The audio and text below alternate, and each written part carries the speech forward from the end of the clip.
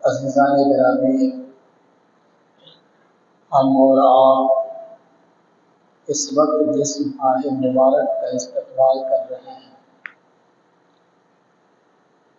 اس مہینے کو ہم اور آپ محرم الحرام کے نام سے جانتے و پہچانتے ہیں۔ یہ اسلامک نیا سال بھی ہے، اور اس مہینے کے اندر ایک دن ایسا بھی ہے جس پہ اللہ نے خوب انعامات و اکرامات سے اپنے بندوں کو نوازا ہے۔ متعدد روایتوں میں متعدد طریقے کے انعامات کو ذکر کیا جاتا ہے۔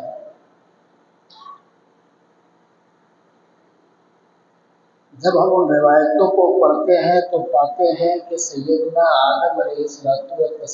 کی توبہ کو اللہ نے اسی دن قبول فرمایا۔ روایتوں کو پڑھتے ہیں تو ہمیں یہ ملتا ہے کہ اللہ رب العزت نے سیدنا موسیٰ علیہ السلام اور اس کی قوم کو فرعون سے نجات اسی دن عطا فرمایا۔ اس طریقے کی متعدد روایتیں ملتی ہیں جہاں پر بندوں پر انعامات کیے گئے ہیں، اور وہ دن ہے 10ویں محرم کا، جس دن اللہ رب العزت اپنے انعامات کو اپنے بندوں پر کرتا ہے، اور جس دن کو اللہ وحدہ لا شریک نے بڑی فوقیت اور عظیم المرتبت بنا کر رکھا ہے، وہ دن ہے عاشورہ کا دن، 10ویں محرم کا۔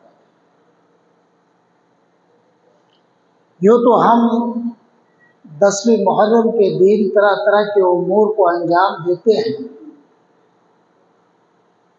مگر کچھ ایسے امور جو ہماری طرف سے انجام دیے جانے چاہیے وہ ہم مفقود کر دیتے ہیں، فوت کر دیتے ہیں۔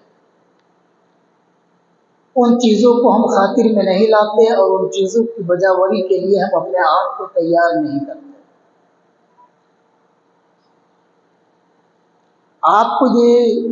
معلوم ہونا چاہیے کہ امت محمدیہ سے قبل جتنی بھی امتیں آئی یا مسبق کی جو امت رہی، ان پر عاشورہ کا روزہ فرض تھا۔ 10ویں محرم کا روزہ ان کے اوپر فرض تھا،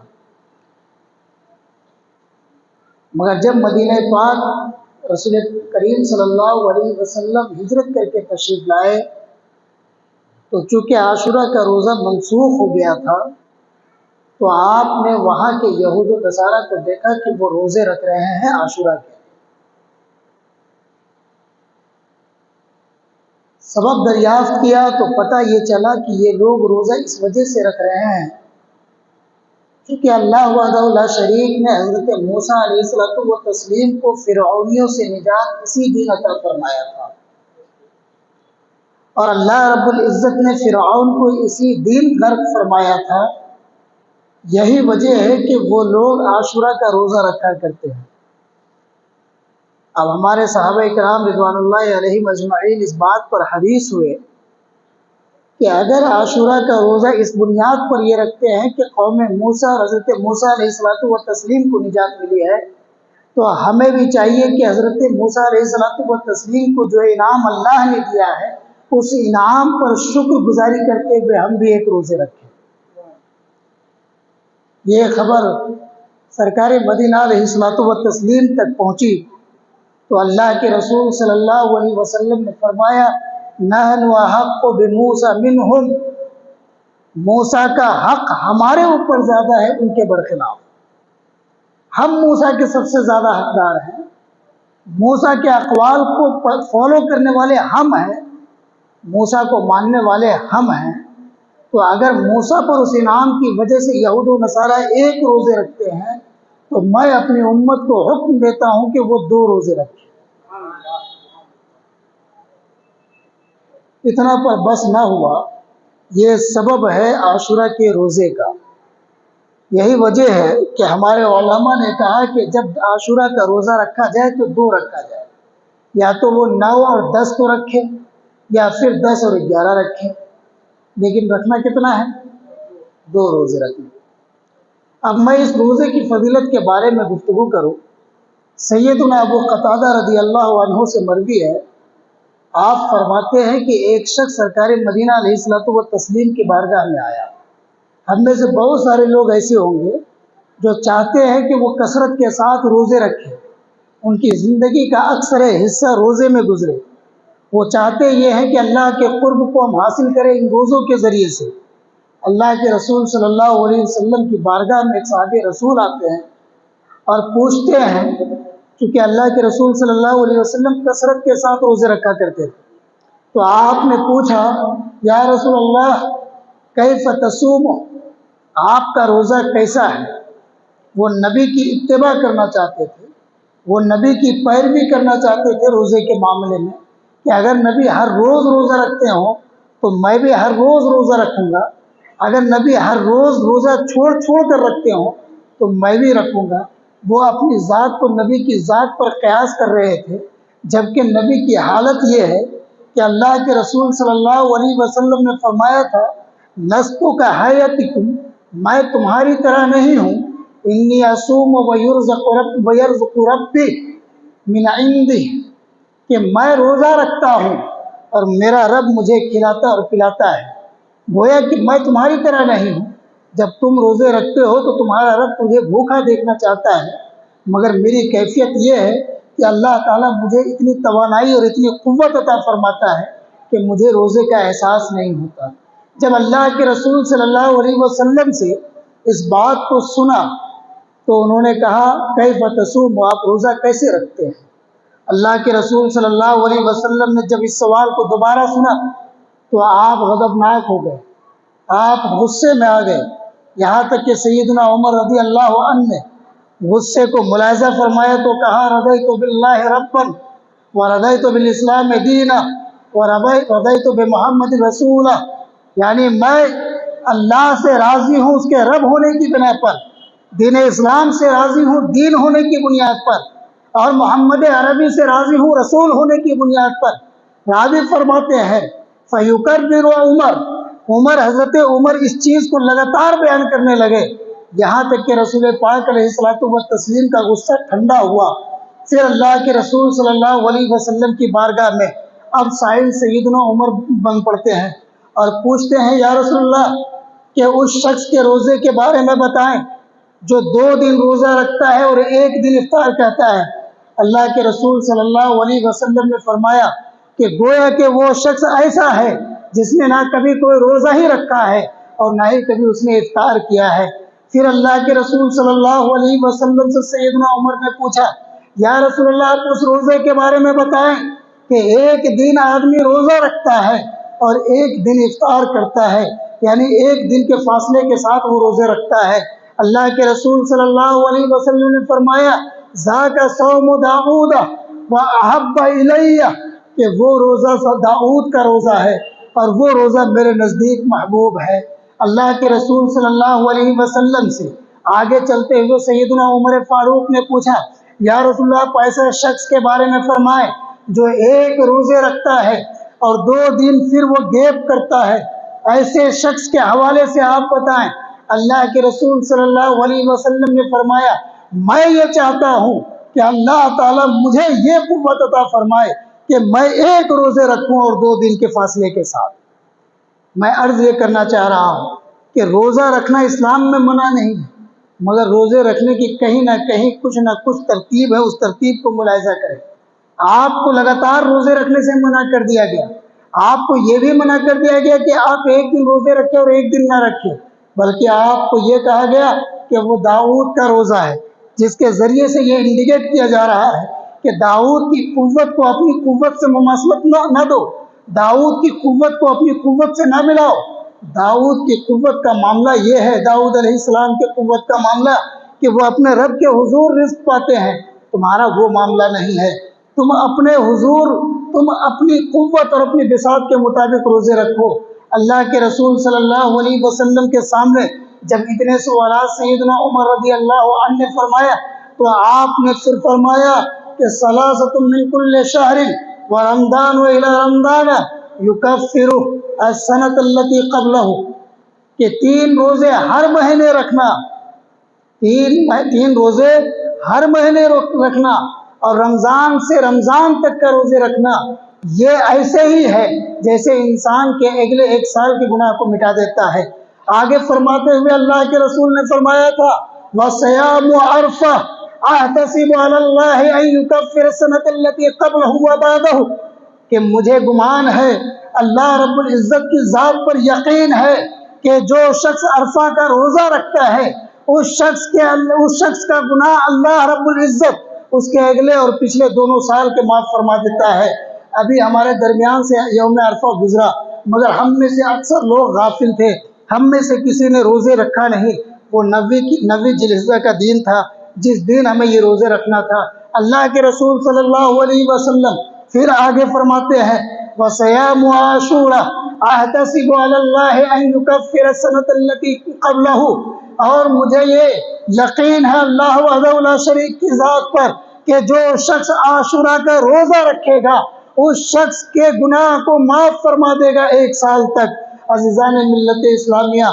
ये काम हमें कल के दिन करना है। जो रोज़े हमारे ऊपर अल्लाह के नबी सल्लल्लाहु अलैहि वसल्लम ने जारी फरमाए, जिस चीज़ का नबी अलैहिस्सलातु व तस्लीम ने हमें हुक्म दिया, उस फेल को कल अंजाम देना है। मगर हम और आप कल इतनी गफलत में होंगे कि रोज़े का तसव्वुर दूर दूर तक ना होगा। हम कल अपनी गफलतों में इस कदर मुलव्विस होंगे कि हम नेकियों की तरफ जाने के बजाय सिर्फ बुराइयों को अंजाम देते हुए नजर आएंगे। जहाँ अजान होगी वहाँ आपके ढोल ताशे बंद ना होंगे, जहाँ अजान होगी आपके कान पे वो आवाज़ न गूंजेगी सिवाय ये कि खुराफात आपके कान में गूंजती हुई नजर आएगी। जहाँ अजान के ज़रिए से आपको इबादत इलाही की तरफ बुलाया जाएगा, आप इसे नज़रअंदाज करते हुए खुराफात की तरफ जलते हुए नजर आएंगे। मैं अर्ज़ ये करना चाहता हूँ, कल का दिन बड़ा अजीम दिन है, आप नेकियों में गुजारें, अल्लाह वहदहु ला शरीक की इबादतों में गुजारें, उन काम को करें जिन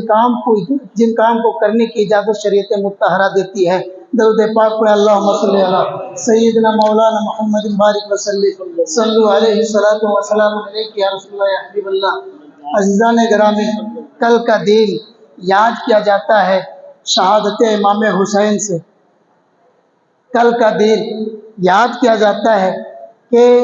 रसूल पाक अलैहिस्सलातु व तस्लीम के फर्जंद को कल शहीद कर दिया गया,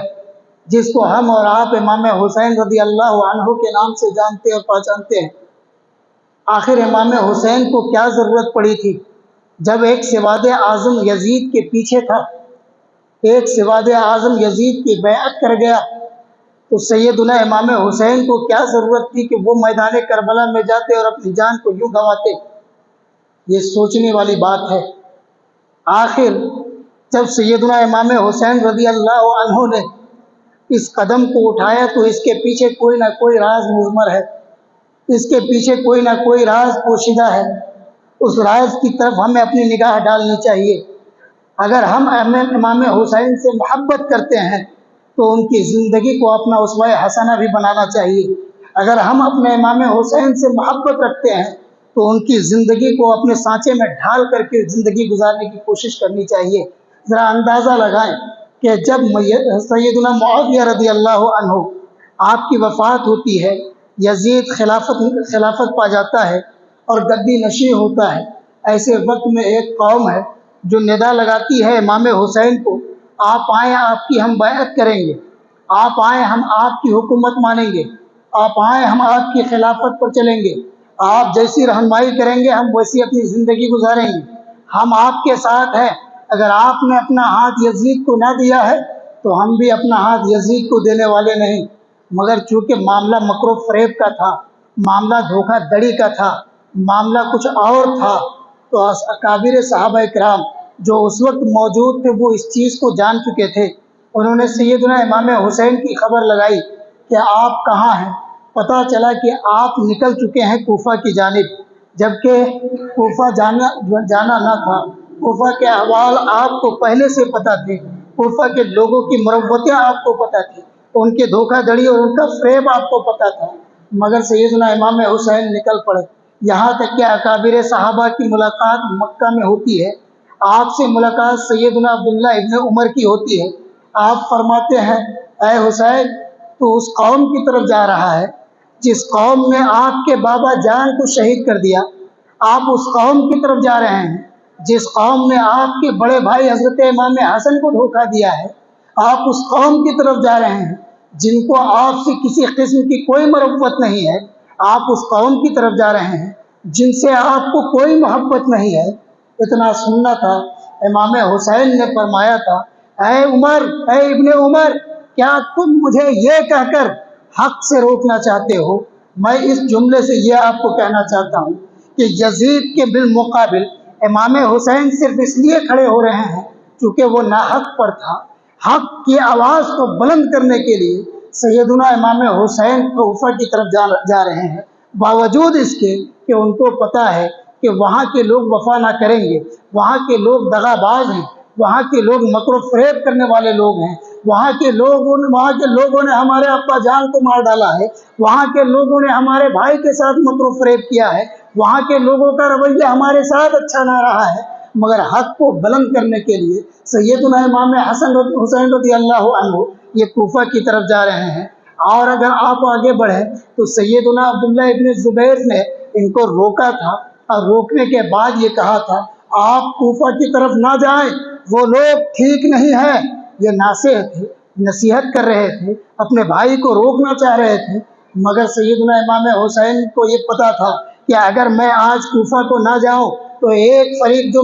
میری حمیت میں ہے، ایک فریق جو میری بیعت کا دعویٰ کر رہی ہے، ایک فریق جو میری خلافت چاہ رہی ہے، وہ مکے کو چلی آئے گی، اور جس چیز کو اللہ نے حرام قرار دیا ہے اس چیز میں آ کر کے وہ حلت قرار دیں گے، جس چیز کو اللہ رب العزت نے جس کی حرمت کو رکھا ہے، اللہ رب العزت کی اس حرمت کو وہ چاک چاک کر دیں گے۔ یہی وجہ ہے کہ سیدنا عبداللہ ابن زبیر سے کہا تھا اتريد ان استحل بحرمت اللہ، تم یہ چاہتے ہو کہ میں اللہ کی حرمت کو چاک چاک کر دوں، میں کوفہ نہ جا کر کے میں ان لوگوں کو مکے میں دعوت دے دوں اور اللہ کی اس حرمت والی جگہ کو پامال کر دوں، یہ مجھ سے نہیں ہوگا۔ اسی طریقے سے ایک صحابی رسول سے اور آپ نے فرمایا تھا جب انہوں نے روکا تھا اے حسین رک جا، کوفہ والے تمہارے موافق نہ ہوں گے، کوفہ والے دغاباز ہیں، تو آپ نے فرمایا تھا میں چاہتا ہوں کہ میں آنے والی نسل تک پوری امت کے لیے ایک حق کا نمونہ بن جاؤں، حق کو پھیلانے والا ایک ایسا مثال بن جاؤں جس مثال کو لوگ رہتی دنیا تک یاد کریں۔ آپ ذرا اندازہ لگائیں کہ آپ کے درمیان جب دو بھائیوں کی لڑائی ہوتی ہے تو آپ حق کی جانب ہوتے ہو یا اپنی مفاد کی طرف جاتے ہو؟ امام حسین کی زندگی کو اپنے اندر جب تک نہیں پرو گے آپ کامیاب نہیں ہو سکتے۔ آپ صرف نعرے بازی سے امام حسین کی محبت کو اپنے اندر نہیں لا سکتے۔ اگر امام حسین کی محبت کو اپنے اندر لانی ہے تو ان کے کردار کو، ان کے اسوہ حسنہ کو اپنے اندر لانا ہوگا۔ عزیزان ملت اسلامیہ، اہل بیت کی محبت کو ایمان کا حصہ قرار دیا گیا۔ ایمان کا حصہ آپ کو تبھی میسر ہوگا جب آپ ان کی زندگی کو اپنے اندر لائیں گے اور اپنی زندگی کے اندر لا کر کے اپنی زندگی صحیح طور پر گزاریں گے۔ اللہ تعالیٰ سے دعا ہے کہ ہمیں حق کے ساتھ رہنے کی توفیق عطا فرمائے، حق کے ساتھ مرنے کی توفیق عطا فرمائے، حق کے ساتھ جینے کی توفیق عطا فرمائے، اور جو بلا وجہ بلا شرعی رسومات ہیں ہمیں اور آپ کو اس سے بچنے کی توفیق دے۔ وآخر دعوانا الحمدللہ رب العالمین۔